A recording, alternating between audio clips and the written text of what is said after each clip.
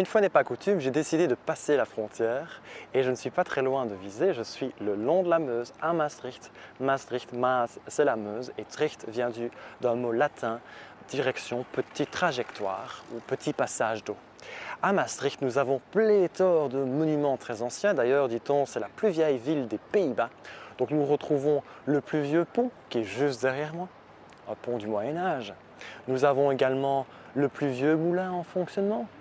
Le premier évêque ici, à Maastricht, c'était au IVe siècle. Et nous avons également le plus vieux lion. Que d'éléments surprenants, c'est ce qui est à découvrir aujourd'hui à Maastricht.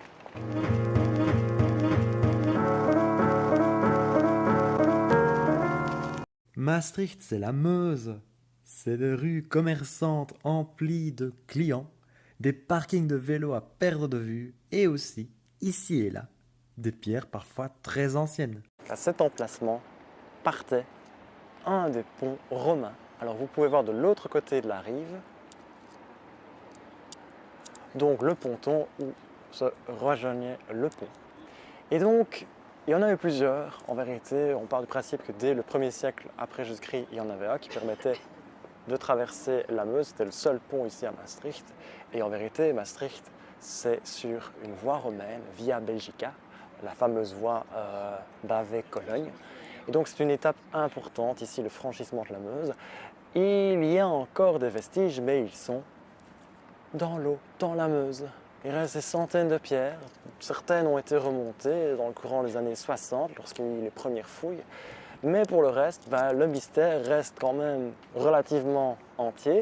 Et ça se passe dans le fond de la Meuse. En visite dans une ville en pleine exploration, il faut toujours ouvrir les yeux. Rappelez-vous, les Romains, ils étaient partout, particulièrement ici, dans l'ancien quartier romain de Maastricht. Les pierres que je touche ici actuellement ont fait partie des remparts du IVe siècle et en fait, ils ont été réutilisés pour une toute autre fonction. Je ne vous en dirai pas plus. Il faudra venir assister à quelques-unes des balades que je vous proposerai prochainement. Construits à l'époque romaine vers 333, les remparts protégeaient la ville de Maastricht en deux parties. Progressivement, ceux-ci vont être adaptés, surtout agrandis, en parlant des remparts médiévaux, puis dans le courant de l'époque moderne, au XVI puis XVIIe siècle, ceux-ci seront transformés, modernisés pour faire face à l'évolution de l'artillerie. Et aujourd'hui, il reste encore à Maastricht des témoins de toutes ces époques.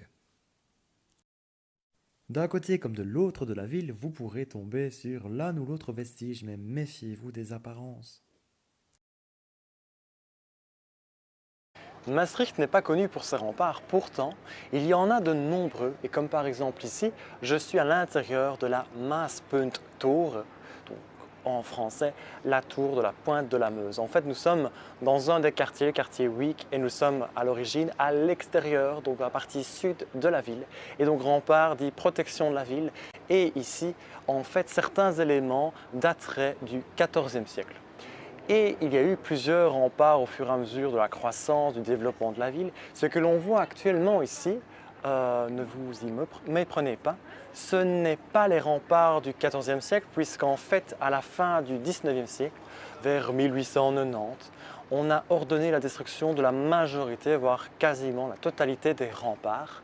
Et quelques années plus tard, 6-7 ans après, on a pris conscience de la valeur de ces remparts du point de vue historique architectural. Donc il a été ordonné de les reconstruire. Donc ce que vous voyez ici, en vérité, ça date du tout début XXe siècle. Ici encore des murs qui datent de la fin du XVIIe siècle. Mais le plus surprenant, c'est la statue que l'on voit juste derrière moi. C'est D'Artagnan. D'Artagnan, ce n'est pas qu'un simple personnage de fiction à qui l'on doit Alexandre Dumas. En vérité, c'est un personnage qui a vécu, un personnage historique, mousquetaire, c'est le plus connu de tous les mousquetaires, et il a œuvré, bataillé dans les rangs de Louis XIV. Et donc c'est ici, précisément, dit-on, on n'en est pas sûr, je vous avoue, qu'il serait décédé donc le 25 juin 1673 à l'occasion du siège de Maastricht. Et du haut des remparts se dévoile le panorama sur la ville, avec en toile de fond les deux églises, Sint-Janskerk et la basilique Saint-Servais, une église protestante, et de l'autre côté, une église catholique. Vous vous rappelez de Saint-Servais? Voici derrière moi la basilique du même nom. C'est donc ici qu'il a été, d'après les dires des historiens, enterré dans la crypte au IVe siècle. en 384. L'église ne date pas du IVe siècle, elle a été modifiée à travers les époques et il y a un mélange de différents styles, mais le style prédominant c'est le style roman, comme on le voit juste derrière avec notamment les deux tours.